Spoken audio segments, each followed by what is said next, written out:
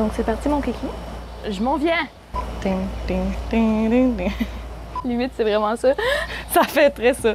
Ça fait comme s'il y avait des lasers, puis il faut pas que tu touches. Faut pas que je déplace à rien. Oh, mais gars, Yeah. on a de l'espace, là. On est lousse, là, tu vois pas? Salut tout le monde! Cette semaine, à Audrey dans l'entrée, on ose avec la comédienne Marianne Verville, puisqu'on parle aujourd'hui de non-monogamie. Marianne, que vous avez vue entre autres dans Le Journal d'Aurélie Laflamme, Tactique, Cérébrum, même plus dans plein d'affaires, mais récemment aussi dans la télé-réalité Big Brother Célébrité. Eh oui! J'ai fait ça, moi!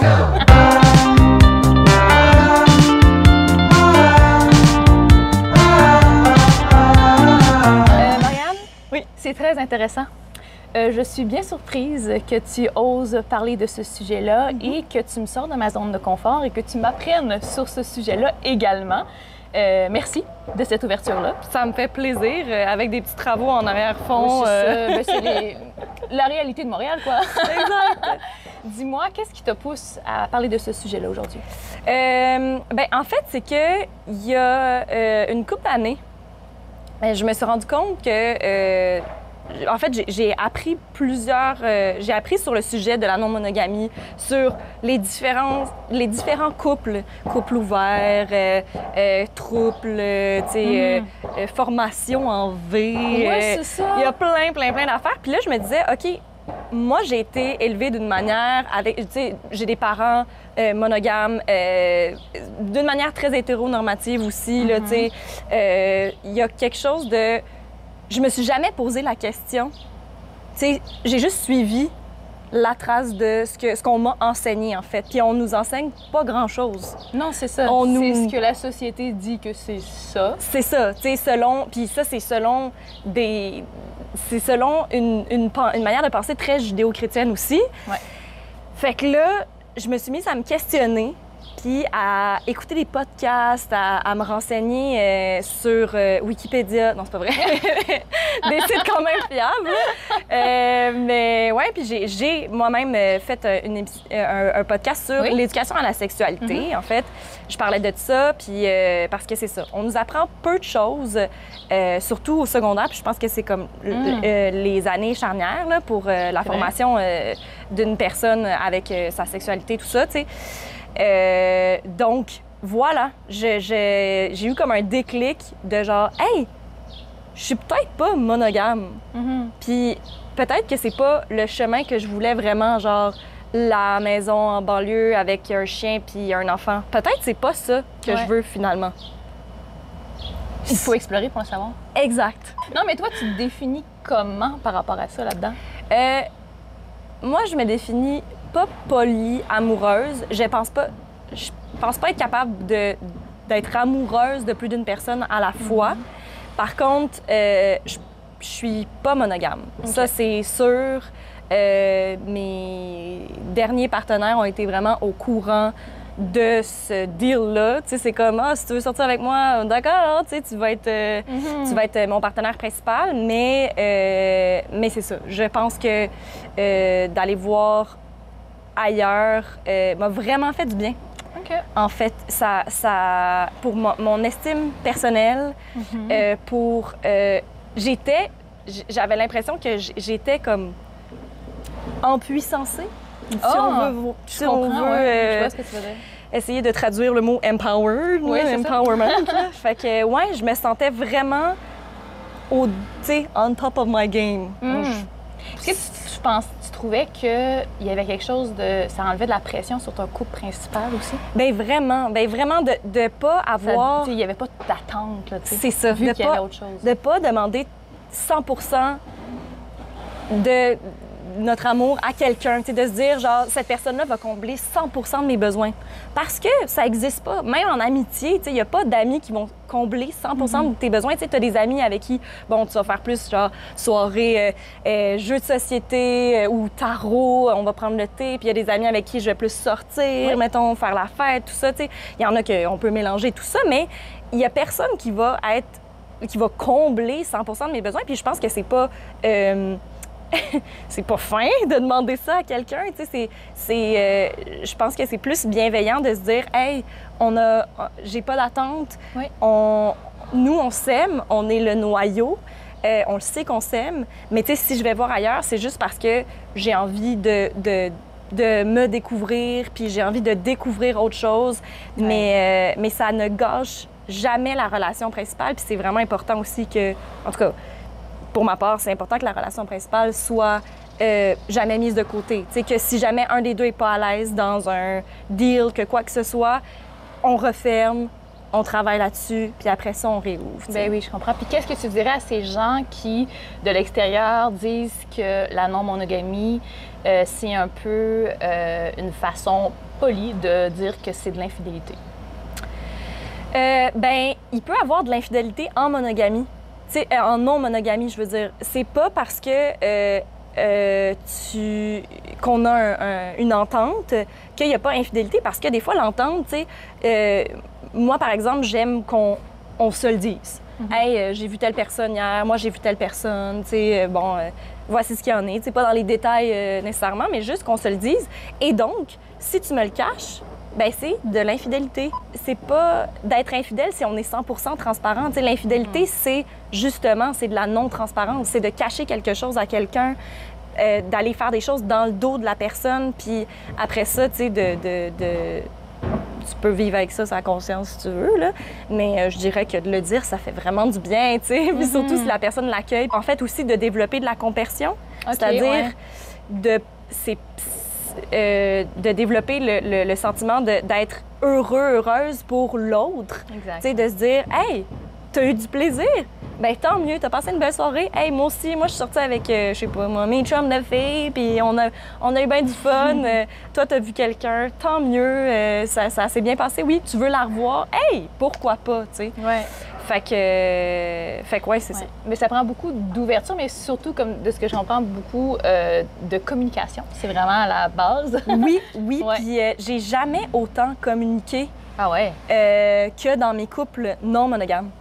Pour vrai, j'ai jamais eu autant, tu sais, parce qu'on se fait des updates souvent, on se dit qu'est-ce qui se passe. C'est une des choses que j'ai lues qui était vraiment important, parce que, je veux dire, on évolue tous dans la vie, puis des fois, les sentiments aussi avec la personne évoluent, fait que c'est important de faire ce update-là pour s'assurer de toujours être à la même place avec l'autre. Oui, puis avec les amants aussi, tu sais, de juste comme toujours s'assurer, faire un petit check-up, de faire comme, hey, en passant, tu sais, on n'est pas amoureux, tu sais, moi, c'est pas ça mon deal, tu sais, est-ce que, comme, juste être certaine avec toi que ça fonctionne toujours, tu sais, t'es pas en train de tomber en amour avec moi, merci! Mais justement, dans tes relations, parce que là, on parle de communication, les règles, c'est ce qui est important. En couple ouvert, en polyamoureux, peu importe la situation dans laquelle vous êtes. Mais toi, ce serait quoi tes non discutables? Qu'est-ce qui est vraiment important? Ça pourrait peut-être aider les gens à comprendre mieux. Oui, bien, qu'est-ce qui est vraiment important? C'est de sentir que l'autre est en amour avec toi. Okay. C'est ça, pour moi, c'est super important. C'est, en fait, que la base soit solide. Fait que c'est sûr que des couples que ça fait, mettons, 10 ans qu'ils sont ensemble, puis que là, tout d'un coup, ils décident d'ouvrir, la base est solide. Est vraiment solide, tu sais. Versus quand tu rentres dans une relation, puis la relation, elle est, tu sais, plus friable, disons, c'est sûr que ça peut faire peur, mais, et donc de se faire rassurer souvent, tu sais, de se faire démontrer par le langage de l'amour, tu sais, ton langage de l'amour, c'est-à-dire... le tien? Le mien, c'est les mots. OK. Ouais, moi, c'est vraiment les mots. Les mots, puis aussi le toucher, mais vraiment les mots, pour moi, ça me rassure vraiment beaucoup, tu sais, de me faire dire « Ah, t'es importante pour moi, tu sais, j'aime ça être avec toi », tout ça, tu sais, ça me rassure énormément, tu sais, fait que... Ça vient rejoindre un peu aussi toute cette partie dont tu parlais de communication, tu sais, il y a comme un lien, tout est dans tout. Oui, mais tu sais, je suis Gémeaux, fait que... Parler. Pas de difficulté avec ça, moi. C'est un peu très tendance actuelle. C'est un peu devenu une mode, qui disons-le comme ça. Les gens sont ouverts, c'est tant mieux, parce que ça fait en sorte que les gens sont plus ouverts à essayer des choses. Est-ce que tu penses qu'avec le temps, la non-monogamie va prendre plus de place dans la société et même peut-être déloger la monogamie? Je l'espère. I wish! Non, mais pour vrai, je le sais pas, mais j'ai espoir parce que à la base, les civilisations étaient non monogames. T'sais. Les enfants étaient élevés comme des enfants du voisinage. Il n'y avait pas il y avait moins de règles, on était moins... c'est avec le mariage, c'est avec justement la religion, tout ça, qu'on est devenu fermé puis vraiment dans un carcan.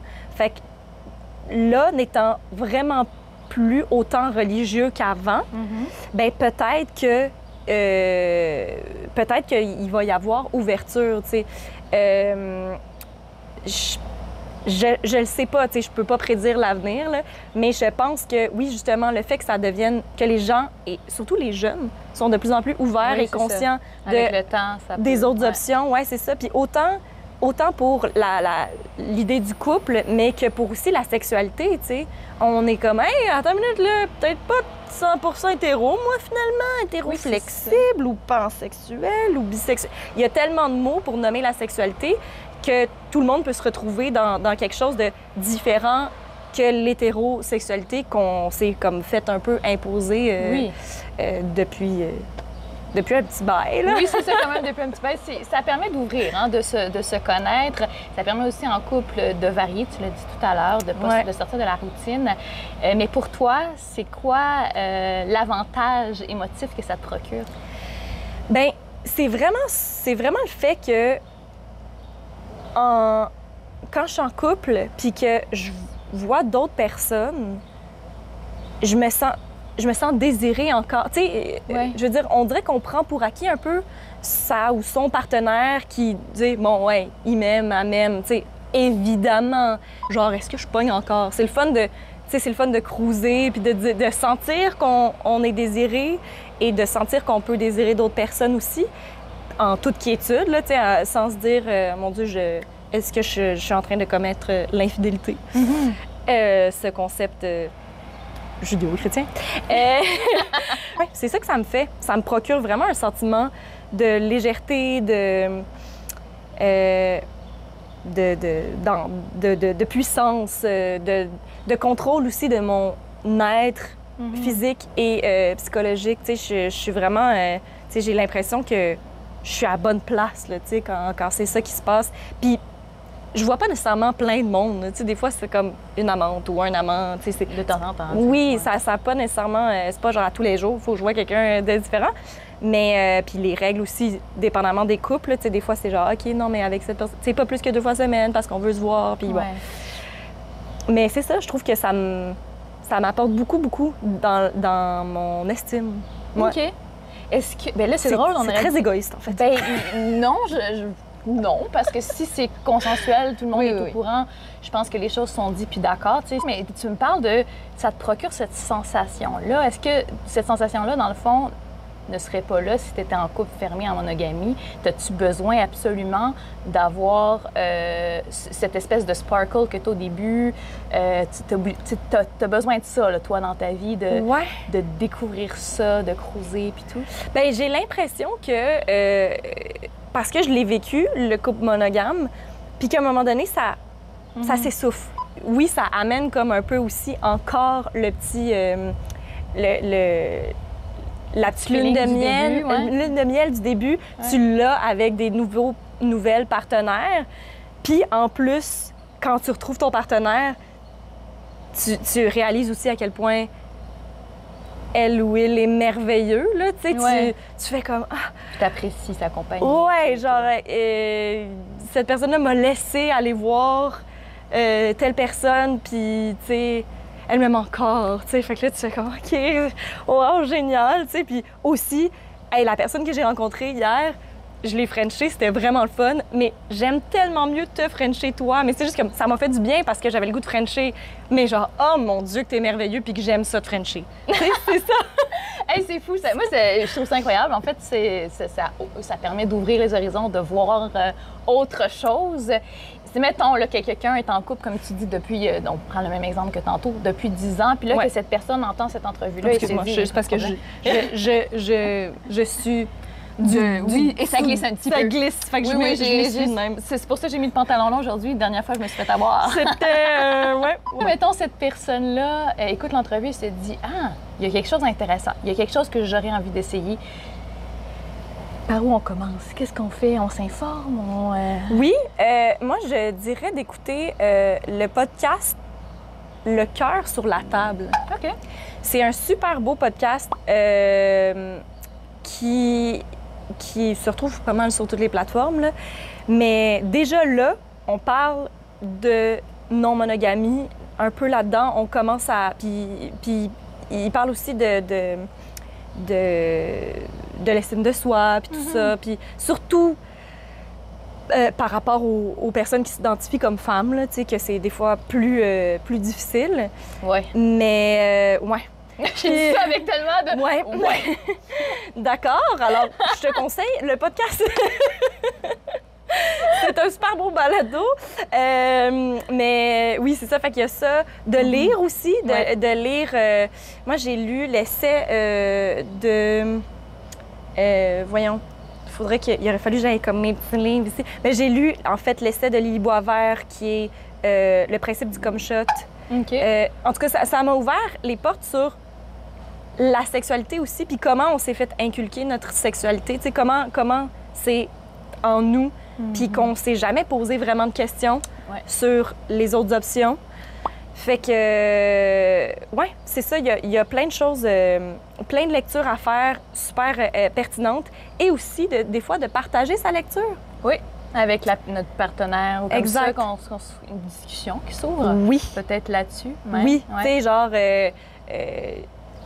il y a Nu, je pense, qui est une nouvelle compagnie, ils font des jouets sexuels, tout ça, puis ils ont un jeu de cartes, un jeu pour apprendre à se découvrir, autant sexuellement que, justement, au niveau couple, toi, qu'est-ce qui t'intéresse, tout ça, fait qu'il y a plein de belles questions. Tu sais, des jeux de même, là, c'est super pertinent, fait que ça ouvre la discussion, et ensuite... Oui, c'est ça, ça se fait pas de même du jour au lendemain, parce qu'à un moment donné, il y a aussi, il faut que tu apprivoises ça, il faut que tu te connaisses, tu connaisses tes limites, qu'est-ce que tu veux pas, qu'est-ce qui te ferait mal, qu'est-ce qui te blesserait. Oui. Puis en parler avec ton partenaire et tout. Puis... Parce qu'il n'y a rien de défini, jamais, dans la non-monogamie. Il n'y a pas de règles à suivre. C'est toi-même qui crée tes règles avec ton ou ta partenaire pour solidifier puis se dire, OK, ça, c'est on dort pas chez l'autre personne, mettons, ou, peu importe, c'est quoi, qu'est-ce qui ferait mal, justement. Tu sais, moi, c'est plus telle chose. Moi, je me comparais beaucoup. Je voulais pas tant savoir qui était la personne parce que je me comparais. Puis je me disais, tu sais, elle était plus belle que moi. Ou, tu sais, puis là, j'essaie... C'est typique féminin, on revient sur la même chose. Mais il faut vraiment essayer de déconstruire ça, tu sais. Puis autant je suis comme, ça me fait du bien, puis je suis contente aussi que mon partenaire, ait du plaisir. Autant, il faut que j'essaie de déconstruire ce qui est déjà construit en moi, tu sais, de ça. Tu sais, moi, je me rappelle dans mon ancienne relation, lui, c'était plus j'ai peur que tu tombes en amour avec la personne. Fait que c'est toujours de rassurer, tu sais, d'arriver puis de dire, hey, j'ai rencontré quelqu'un en passant, impossible de jouer mon amour avec, telle chose, mais vraiment fun, tu sais. Je pense que ça peut être une ou un bon ami, tu sais, en tout cas. Mais il y a tellement de types à ça. Tu sais, on polyamour, couple ouvert... relation en V. Relation en V. J'ai regardé, c'était quoi? C'est une personne qui voit deux personnes séparément, mais qu'eux, ils rentrent jamais en contact. Exact. Bien, ils peuvent entrer en contact, mais ils sont pas amoureux. Oui, c'est ça. OK. Ouais. En tout cas, il y en a... C'est ça, le trouble, c'est à trois, puis il y en a plein à apprendre. Là. Je vous invite quand même à regarder sur Internet parce qu'il y en a une liste. Et aussi, par rapport aux règles, si jamais vous vous dites que vous savez pas trop si vous êtes game de, regardez la liste des règles populaires. Ça se trouve assez facilement sur Internet. Là. Il y a des gens qui se laissent dans les forums aller. Des fois, tu fais comme, cette règle-là, peut-être. Celle-là, non, clairement pas. Mais elle, oui. Fait que là, des fois, tu te dis, mais peut-être je suis plus ouvert, je pensais. Oui. Il y a quelque chose que juste de regarder, puis Google, c'est assez universel. Là, c'est un bon moteur de recherche. Oui, c'est ça quand même. Donc, pour vrai, ça m'a vraiment ouvert les yeux sur bien des choses. C'est sûr que moi, dans ma vie, je me considère plus monogame, mais il y a des choses intéressantes à regarder Et je trouve ça intéressant de s'ouvrir sur le monde. Peut-être que vous allez être également surpris de votre côté et que vous allez avoir envie de faire une petite recherche ce soir. Ben c'est ça, tu sais, je pense pas que c'est pour tout le monde, mais je pense qu'on a quand même... Tout le monde a intérêt à au moins explorer ça, regarder, ça serait quoi les options, puis qui sait, peut-être faire de très belles découvertes. Oui, pourquoi pas. Sur ce, merci beaucoup, Marianne. C'est vraiment très apprécié. Mais merci à toi. Si jamais vous avez aimé la vidéo, likez, abonnez-vous, partagez. On se retrouve la semaine prochaine. Bye bye.